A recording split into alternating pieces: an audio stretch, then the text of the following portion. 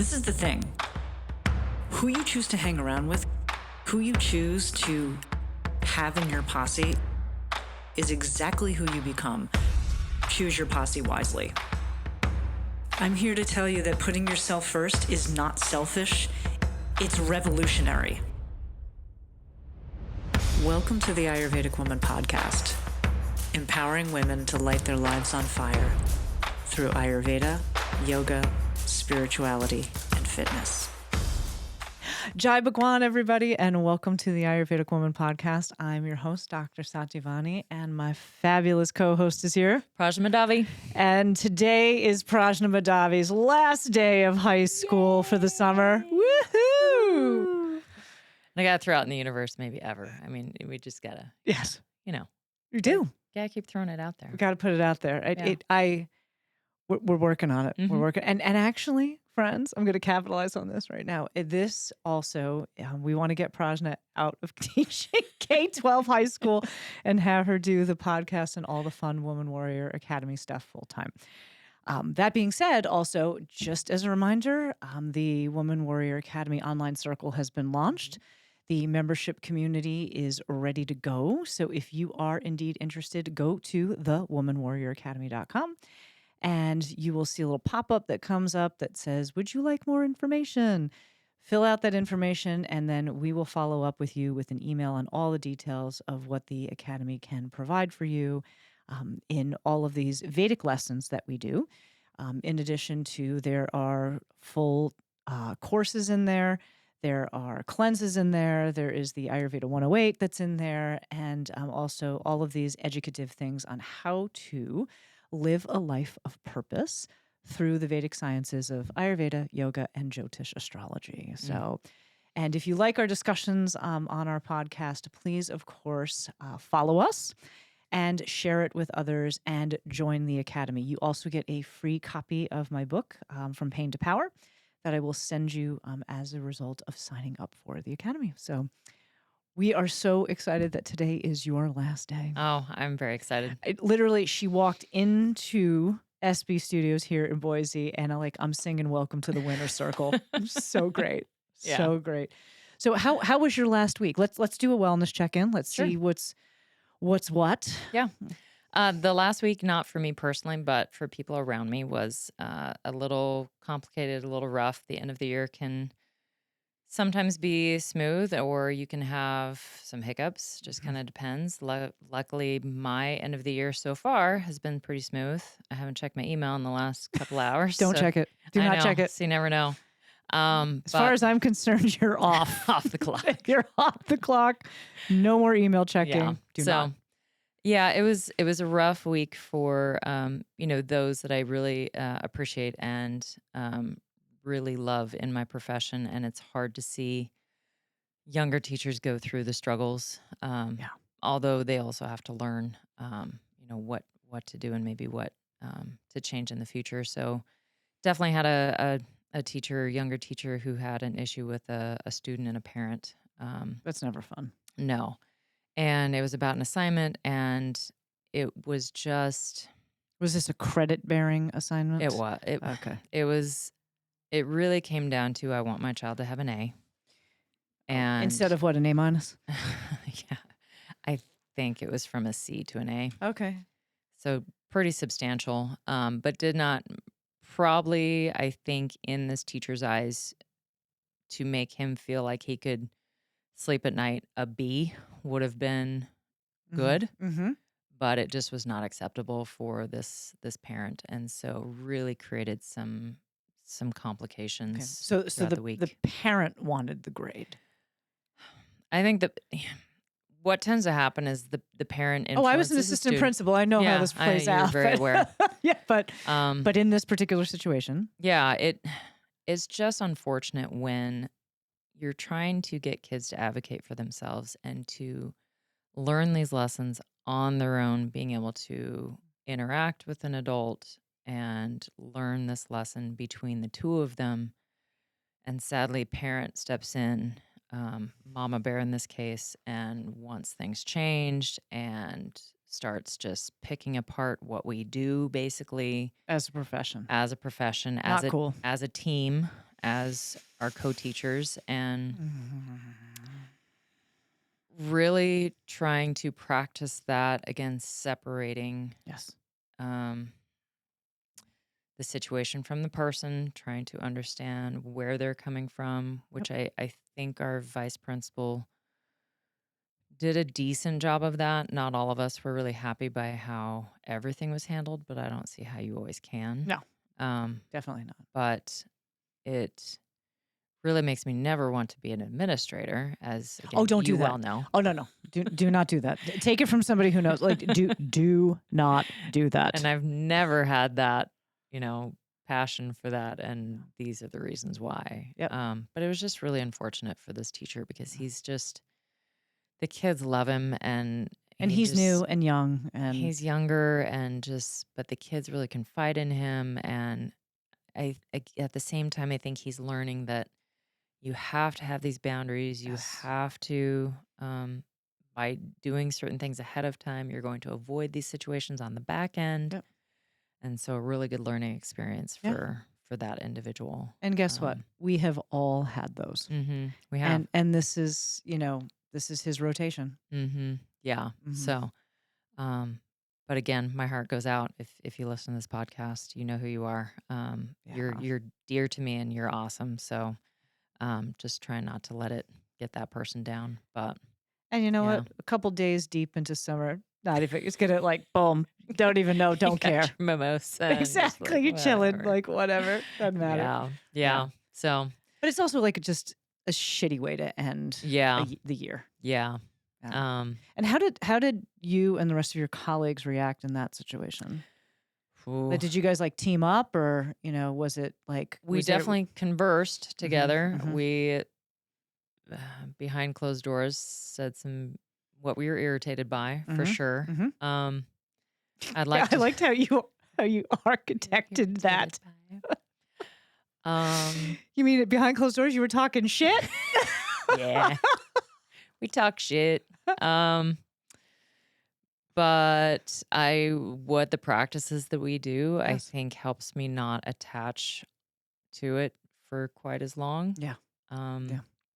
I think my coworkers Aren't quite there yet. one of them is going to hold on to it for a little bit longer, Mhm. and they're very aware of that, and I love that person dearly too. The person that it happened to is now like sick. Yeah, like the last couple days, just kind of like thinking yourself that sick.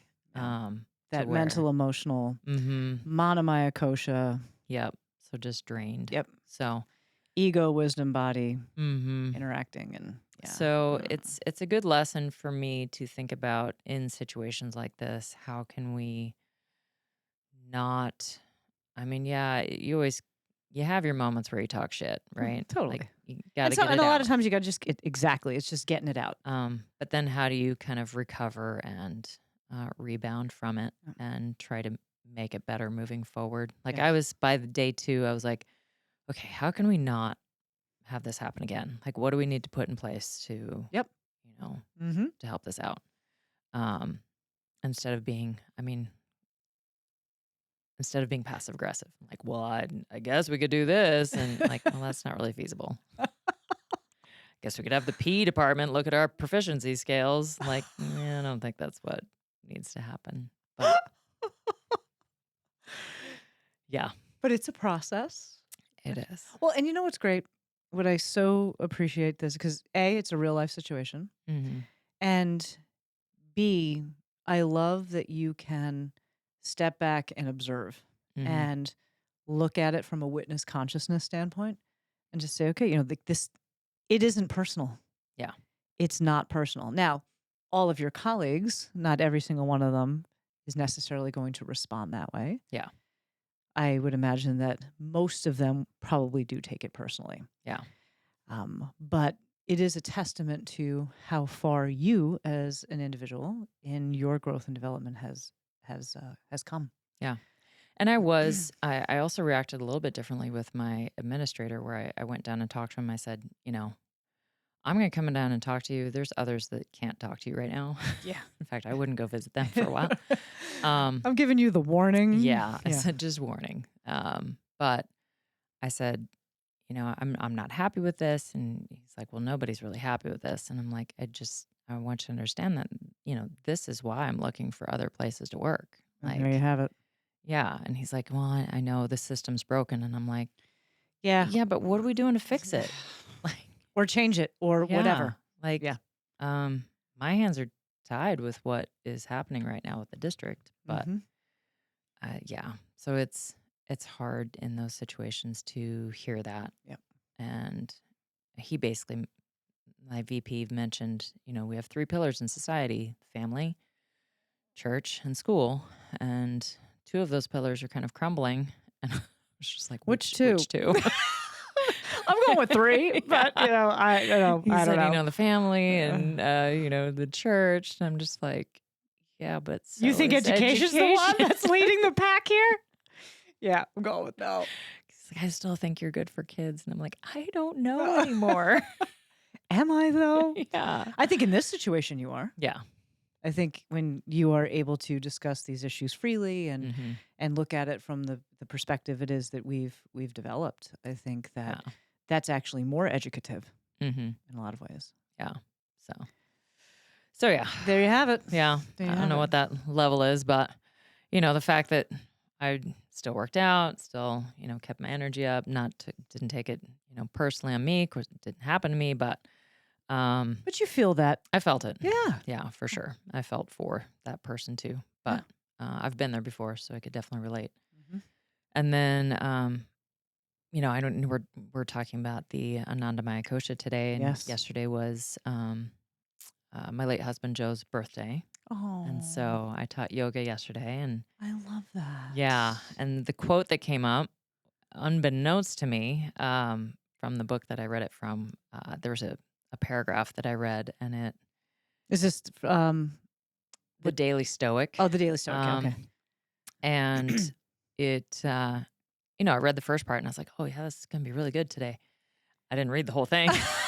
So I read the second paragraph and I started to choke up in class. Oh. And so, which is really good for the students, Wonderful. I think, to hear that. But, and, but yeah, it was, it just keeps coming back. It does.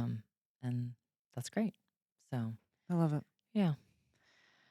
How about you? I'm glad we're talking about the Anandamaya Kosha today. And as always, there are no coincidences.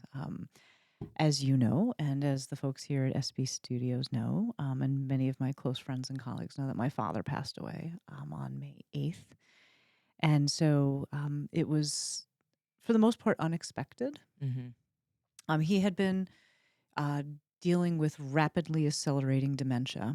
And so I received a call on the 6th of May from my father's caregiver at the time, who now works with my mom, and she's wonderful.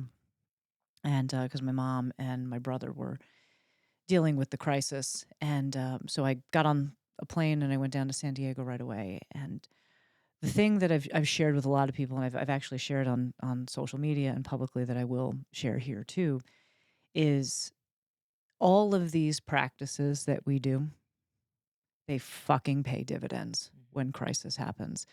I remember like 5 years ago, when you and I really started getting into training and like really very serious about this work. I, as you know, started reading David Goggins' book and all of that. And then I started listening to this YouTube channel called Fuel the Mind. And it's, it's the Eric Thomas, David Goggins, Jocko Willink, et cetera. And they do these kind of like little snippets and stuff. And I started listening to that channel, and because you do too, started listening to that channel like 5 years ago, and pretty much listened to it every day. And the point was to, strengthen the mind, et cetera, as it was going through all of this, physical training and all of the things it is that we do. And I remember there's this one segment where Goggins says, people always ask me, what are you training for? He's like, I'm not training for a race, I'm training for life. And he says this thing, he goes, because I'm training for when when I get a phone call at 2 o'clock in the morning that says my mom is dead or something has happened, I'm ready for it. And when I got the phone call on the 6th of May, and you get the message of like, you might want to come down here to see your father, because we need to discuss some things. You know right away like what's happening. And from that moment, it was this very interesting process. And I don't know if it was like this for you with Joe. And this podcast today is dedicated to Joe and to my father, Chet Harrington. And I remember like everything was so in high definition. I remember every conversation I had with airport attendants and landing and getting in the car with the Uber driver who actually like told me a story about how his father had dementia and had passed away during COVID and all of these different things, and everything was just so vivid. And so we had a family meeting, and my father, definitely was in a place that he was not going to recover. He was on life support, and so and it was very traumatic for my mom and my brother to witness because he had fallen, and the paramedics came, and it was a very difficult thing. And so we had a family meeting to discuss, what were the options, and my father wasn't coming out of the situation. And so I went to the hospital on behalf of the family to, give the directive to the doctor. And everything was just so highlighted. And all of the training that we have done and the conversations that we've had and the meditation and the yoga and the pranayama and the weightlifting and the krav and the running and the hiking and all of that, like the thing that was in the back of my head was that David Goggins thing that said if I get a call at 2 o'clock in the morning that my dad, or in his situation, my mom is dead, I can handle it. Yeah. And I totally did. And I remember walking into the ICU to see him, and I had to wait about 7 hours because I couldn't get to see a doctor to give the directive, and my father had a DNR in the whole thing, and so um, I was able to sit with him, and that was so powerful, and I was totally ready. Excuse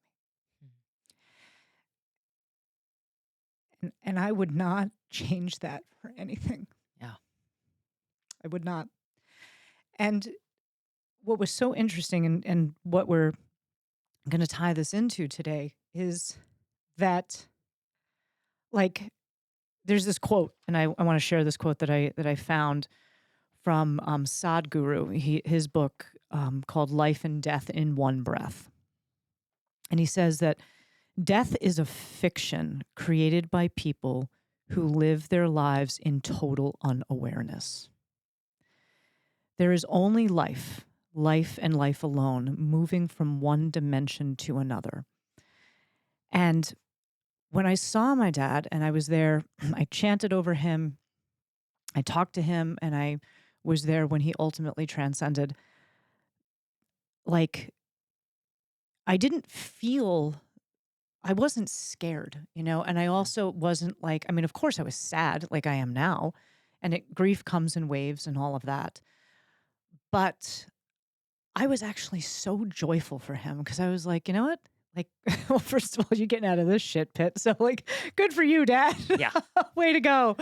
But also, like, he was now leveling up and like going into that next dimension. So it wasn't like, I'll never see you again. It's like, I'll see you later. And just that idea of like, we get so freaked out about death in this like physical body, and like all of these practices that we do completely prepared me for like, I'm good with death. So like people were asking like, oh my God, are you okay? And I'm like, of course I'm sad. Of course I wish my father were here. Of course you miss Joe. Of course you wish that Joe was here. But and I also know that this whole thing is an illusion.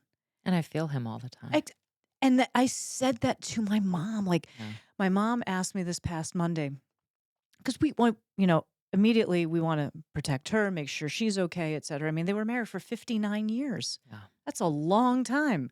And that like doesn't exist anymore. Yeah, that doesn't happen. It really often. doesn't. And so it's like, way to go, guys. Yeah.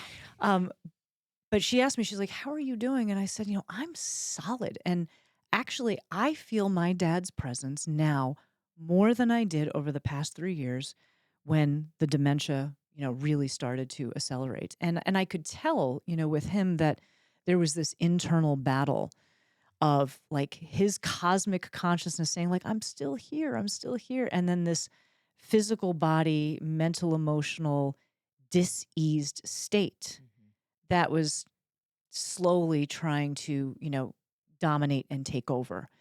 And what's so beautiful about it is that he definitely came to a surrender point where he was like, I'm good. Yeah.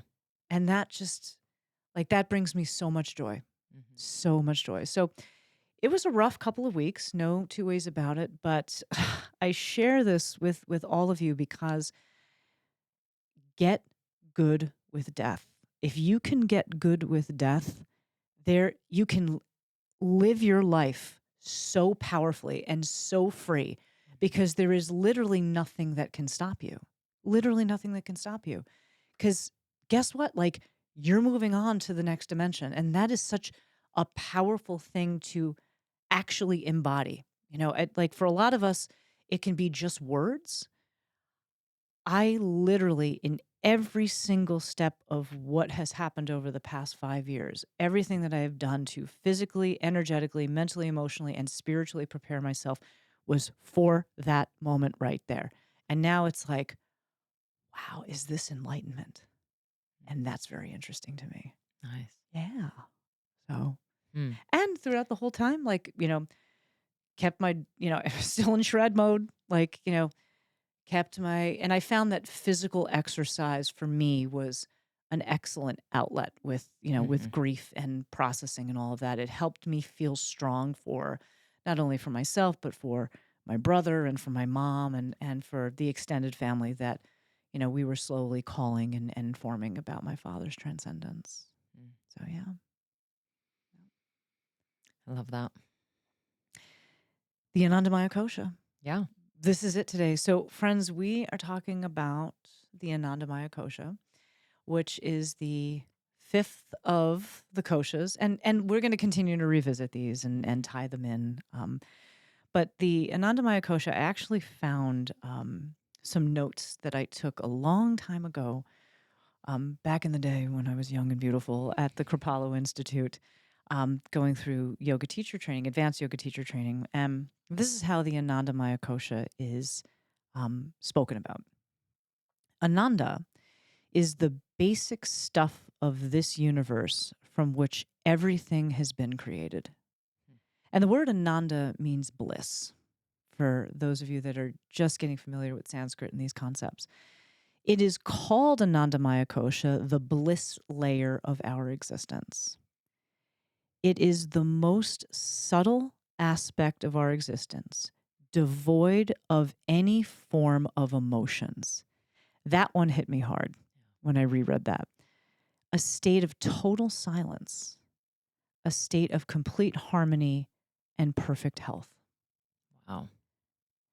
And to me, in light of what recently happened with my dad and over the time that we've spoken about Joe, like Anandamaya Kosha, I'm starting to really understand it is death, where we are back in the void, back into the universe, in this blissful layer that is devoid of emotions, that, because the emotions are the thing that complicate everything, and a state of silence, and it's also of complete harmony and perfect health. Yeah.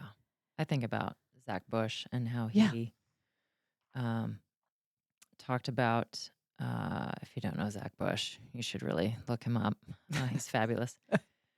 It's her Triple board ex-boyfriend. certified. Yeah, I wish. But he, in his, palliative care is one of his, Yep. expertise. And he questioned a lot of people who had been brought back from death. Yes. And he said over and over again, one of the first things they'd come up basically say is, "Why did you bring me back?" Like, I was so at peace. Oh, yep. And now I gotta be here Now I gotta be again. here again. Yeah. Mhm. And I also think about, when a baby is first born, just we always talk Yes. about the crying out, Yeah. um, Yeah. the primordial sound. The primordial sound of all. And I almost think of like, shit, I'm here again. I want to go back in. It's warm and cozy in there. Why are you doing this to me? Yeah. Yeah. Oh, I love that. Yeah. Well, and it doesn't sound scary no, when it comes out like that. it's not. Yeah. And that's the thing. Like when my dad was fabulous, because when I walked into the ICU, he was definitely waiting for me. Oh, yeah. Yeah. It's amazing how people. Oh no, he was know. definitely waiting for me, because I grabbed his hand and I said hello, and a tear came down his face. Like, wow. Okay. And I was like, I'm here. And we were able to chat and talk and laugh, and even though obviously he was unconscious and he was, intubated and stuff, but when he finally transcended, I could literally see his soul just lift up. Mm. And it was fascinating to observe how the body just transformed. Like, his color changed, and also his face just softened. Like, there was not a line or a wrinkle on his face. I'm like, oh my God. But like, not one. And even, the nurses and the doctor who were there, they were just like, he looks such at peace. And I was like, he was ready. And like, completely pure. And the most important thing is that he was no longer in pain. Yeah. And it really is just an amazing thing to witness.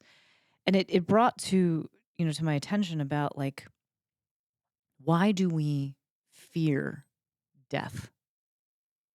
Like, we really do. In our culture, this whole idea, like, it's Anandamaya, like it's the bliss body. Like, you did it, bro. Welcome to the winner's circle. Like, here you are.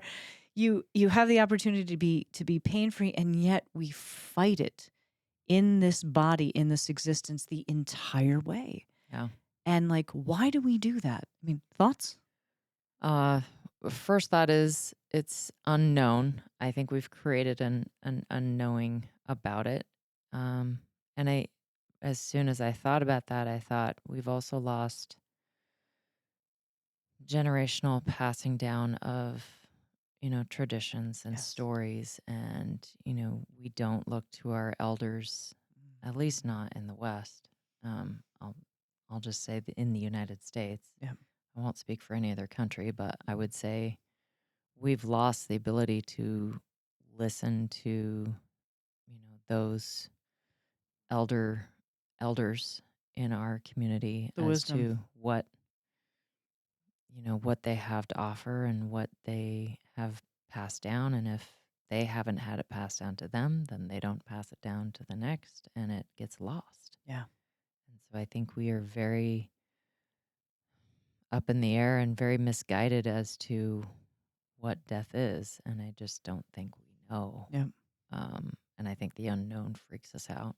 That, and I think there's a religion component to it as well. Yeah. Oh, Fear yeah. it. Fear what's going to happen to you Right. when you get done. Exactly. Like that meme I sent you this week when you and your bestie get into the elevator and think you're going to heaven, and all of a sudden stuff starts going down. I'm actually like, all right, it's kind of cool. See what happens. What's in this portal? Does that dog have fleas? Exactly. Does that dog have fleas? Exactly. No, but I actually think that you're spot on, because one of the things that I forgot who I was talking to about this, but we were talking about death and how specifically, Judeo-Christian, like in the way in which I was raised, it was something to be afraid of. Not just because you might go up or you might go down, but rather it was something scary. Yeah. And we don't bring children to a funeral. We don't bring in Catholicism, there was always a wake. Very, very traditional. And I know that there are in other forms of Christianity they do a wake. And then you have the funeral, and it's like, oh my God, there's a body there, and it's not explained. There's not education around it. Like, this is just whomever, the relative that has actually left this body and is transcending, etc. And this is just a representation to make sure that um, his or her spirit gets sent off, peacefully, etc. So there's a lot of like, don't pay attention to that man behind the curtain, and as a result of that, we don't have discussions, and so it's a terrifying experience. Yeah. I remember when my mother's brother passed away, my uncle, and we were in the hospital, and he also was on life support, and a decision had to be made to keep him on life support or not. And I remember, and I was younger then, and I remember my mom saying, why don't you come in and say goodbye, etc. And I was terrified, Yeah. and I didn't go in. And so, fast forward, many years later, and the opportunity to be with my father and have him transcend right in front of me felt so empowering. Yeah. And it felt so liberating for he and for myself, and to just be able to witness that. It was like, wow, that fear has been wiped clean. And I attribute it to the practices that that we do, and the conversations it is that we have. Yeah. Yeah. Another thing that comes up for me is disconnection, not just from elders, but to the natural world in general. Love that. I was just thinking, I grew up on a farm in Iowa, Yep. and animals would die all the time. Yep. So I have experienced death on a certain level. I had my favorite cats that would die, especially when we got disease on our farm, and we Yeah. had. I mean, okay, I was the cat lady, by the way. I had no idea I about would that. feed the cats every day. We had about 40 cats Oh my God. that would come because you're on a farm. Were they high quality barn cats? Some of them were high quality barn cats. Some of them, one of my favorites, his name was Fluffy, and Oh. he passed away. Oh. But yeah, if you can get this image, we would have scraps of food Sure. from, say, last night's meal or for the week, is like in those little ice cream plastic buckets. Oh, sure. And That's so what Michael uses for the squirrel food and the bird Yeah, food. Yeah. yeah. Mhm. So it's time to feed the cats. So I'd grab the bucket and I'd walk outside and I'd do this, woo, and I would call all the cats, And they all came. and they all showed up. I love it. So I'd just, use my voice and call all the cats to the spot, and I'd dump out the food, and they'd all eat Oh. right in the spot. And I'd be like, so and so didn't show up tonight. I wonder where they are. And oh my gosh, yeah. I love that. And every spring I'd look for all the kittens. And Oh. yeah, I mean, just growing up on a farm, but I just think we are very disconnected from, we've had discussion about how we're disconnected from our food. I think we're also very disconnected with life in general and what death looks like, and the fact that things die. They do. That's the only Right. thing we have Could not agree more. to know, that we're all going to die Yes. sometime. And Yeah. if you're not good with it, boy. And it's interesting to observe who is good with it and who is not, and the respective responses. So part of my brother and I, we had to kind of divide up duties. My brother was my father's healthcare proxy, and so he was very involved in making sure that my father had the right appointments, and all of the insurance claims, and all of that kind of stuff. So he was dealing with all of that, post-mortem. And so he had asked me, can you be the person who contacts, my father had siblings Mhm. and, the extended family, and my mom, she just wasn't in a place to want to talk, which I totally understand. And it was interesting calling, like my aunt and my uncles and some of my father's best friends and all of that. And being, I mean, it's never good news, to deliver that. But being very like, okay, this is what's happened and this is the plan, because we have a plan for celebration of life, and to be witness to the various responses. And you can tell who has reconciled the whole idea of death, the whole idea of the Anandamaya, because I also see that people like death is bad and then I should be sad or I should be afraid or whatever, versus like this is actually a very blissful and joyful moment. Like my dad cleared his karma and like boom, like he's up and like I'll take that deal any day of the week. And it was just very interesting to see how other people would respond and then how they would respond to me because I was not responding the way that they were responding. Mhm. And so, I had a couple of folks that I spoke to that were very, very, very emotional. And everybody grieves in their own way. One is not better than the other, et cetera.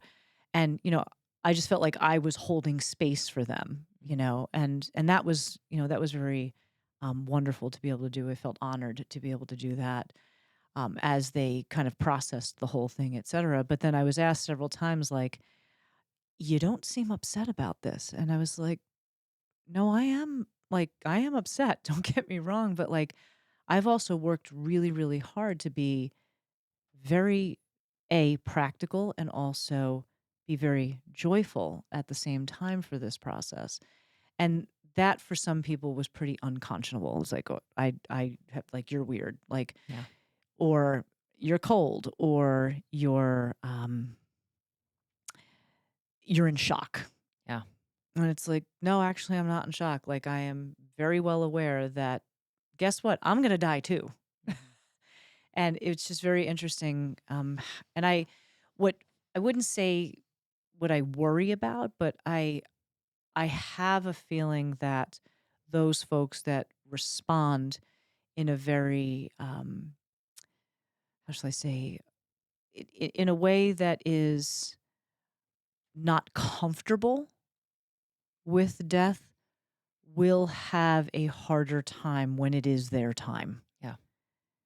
Versus, if you get good with the process, because death happens to us on every single day in all different ways. It's not just the physical body. It's the death of a relationship, the death of a job, fill in the blank. And how do we respond? What is our responsibility, our ability to respond, as Sadhguru would say, in those situations? Because and even with like healthcare workers, because the doctor that I spoke with when I was at the hospital was like, have you worked in healthcare? I'm like, well, yeah, but not your type. And that's okay.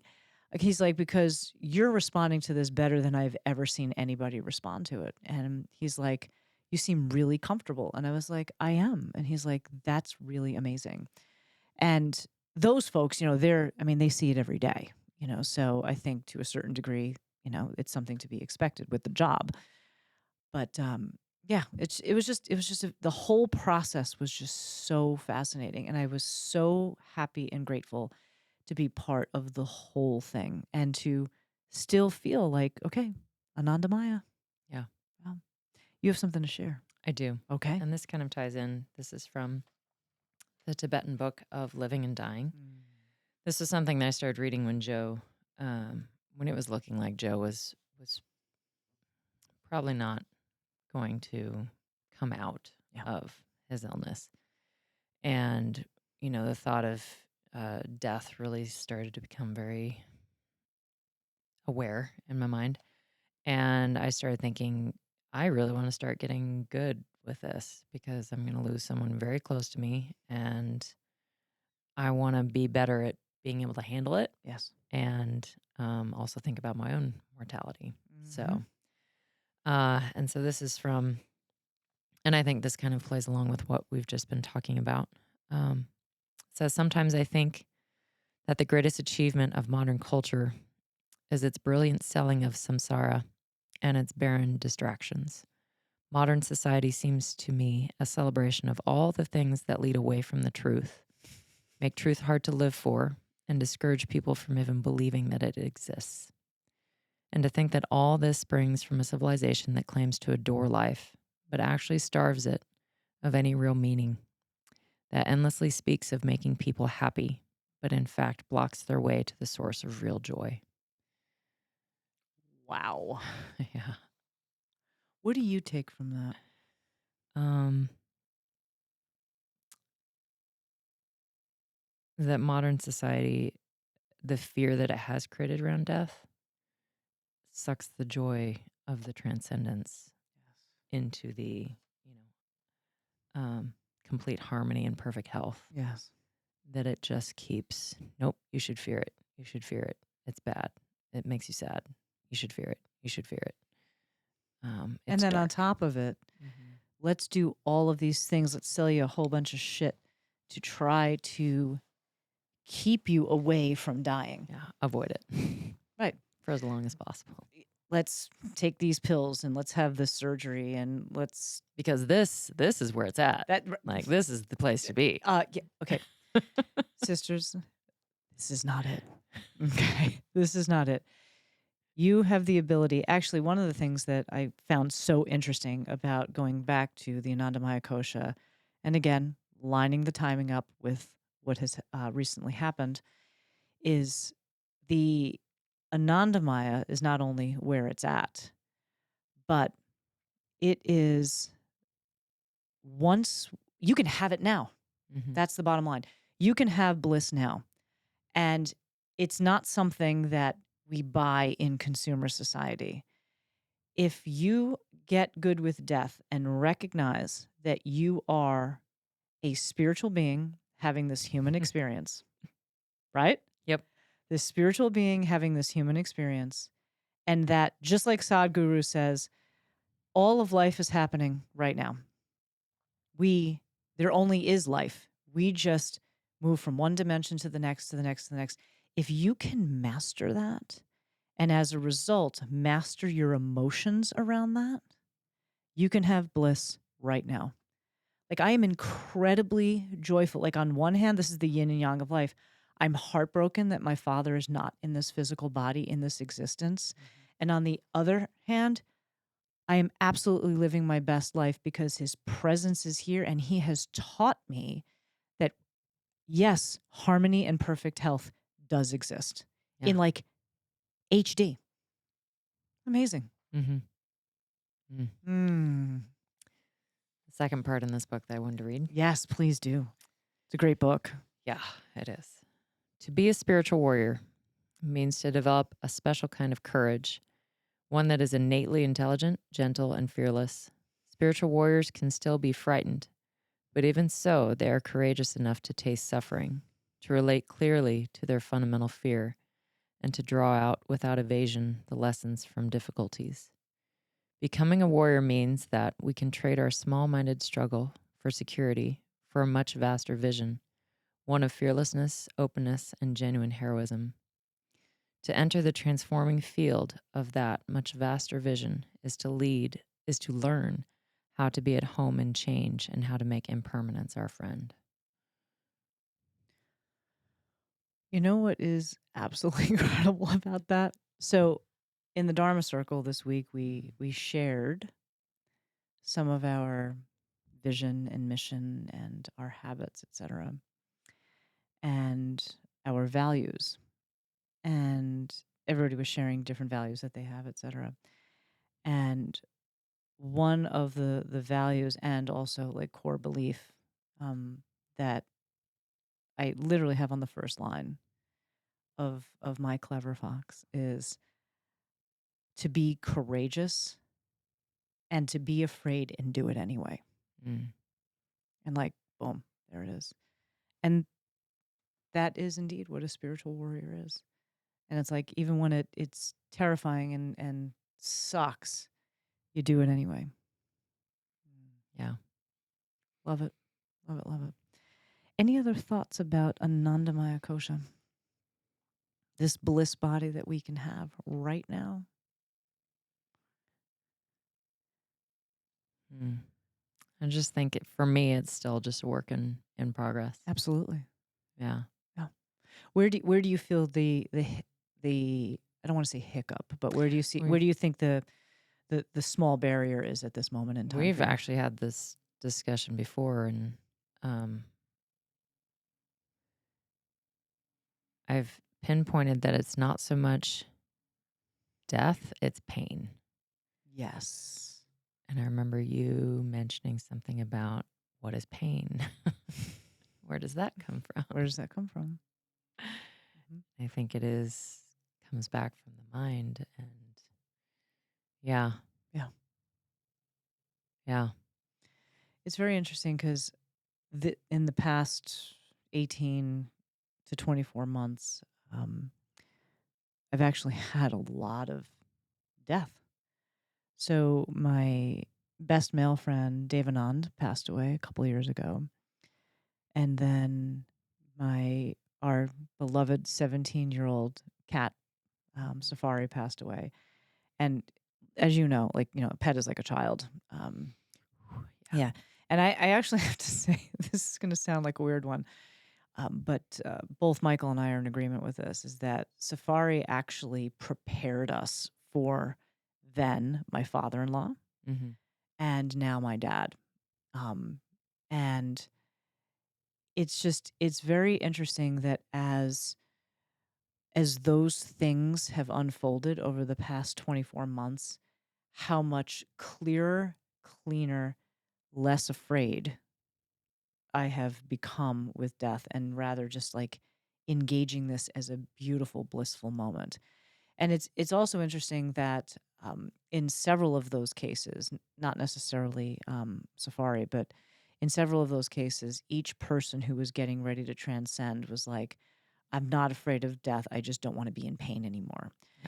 And yes, there was a certain amount of physical pain that went along, like with my dad and my father-in-law, et cetera, as well as with Dave and on. But it's but all of it started in the mind. Mm-hmm. So getting good with death, which will allow you to master your emotions, which allows you to calm the mind to be free from pain. That's where that lays. Mm-hmm. Any other final thoughts before we pull our oracle card, which I'm actually pretty excited to see where this lands?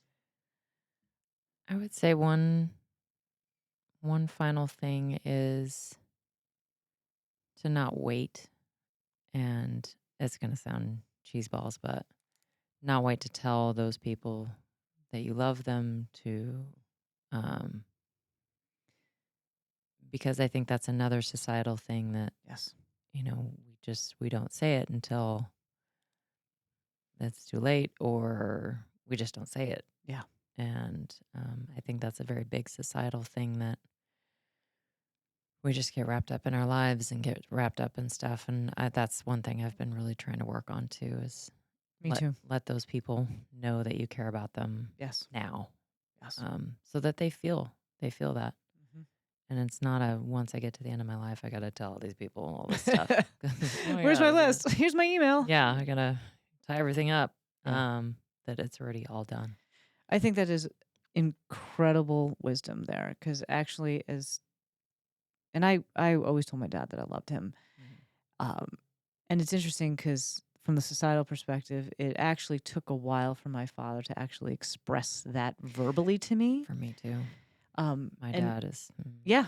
And not because like they didn't love us, Yeah. but it's just, it wasn't the way, Mm-hmm. And so it was like, well, here's $20. like I provide for you. That is exactly showing you that. That's my love and affection. Yeah.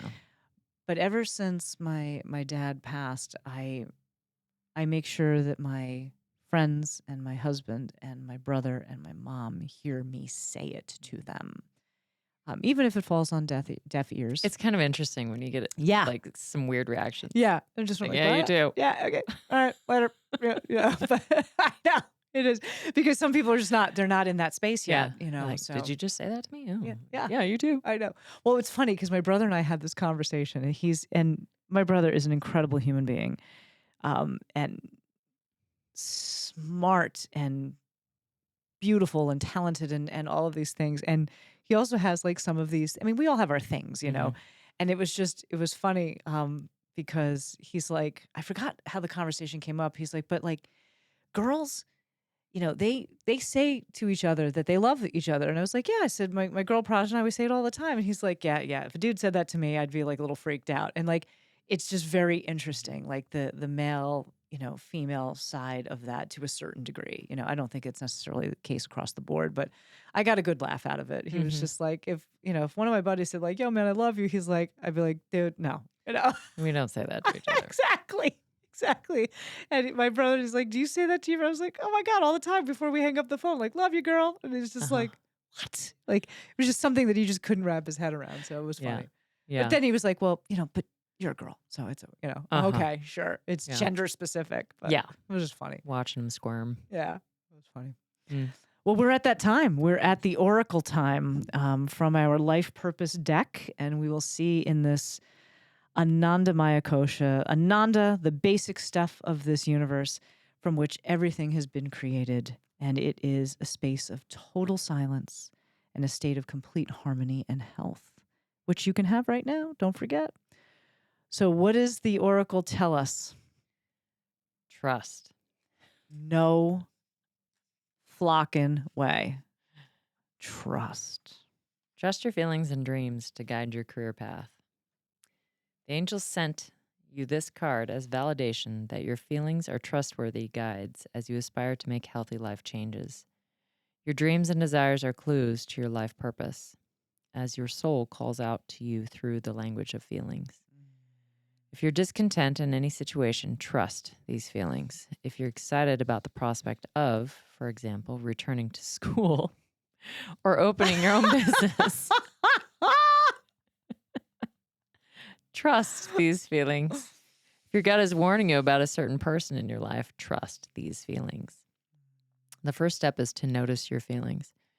You do so by creating some quiet time alone where you can talk with yourself as you ask yourself questions like, what do I really want? And what is best for my life purpose?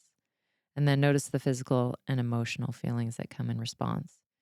Your feelings are the physical embodiment of heaven's guidance for you. Trust in their validity, even if you don't understand them or feel certain about what they mean.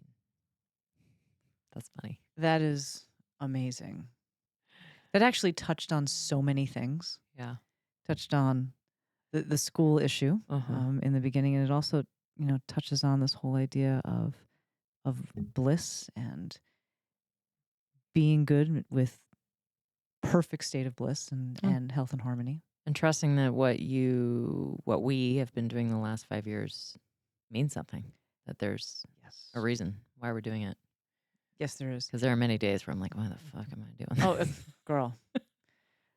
girl, I totally get it.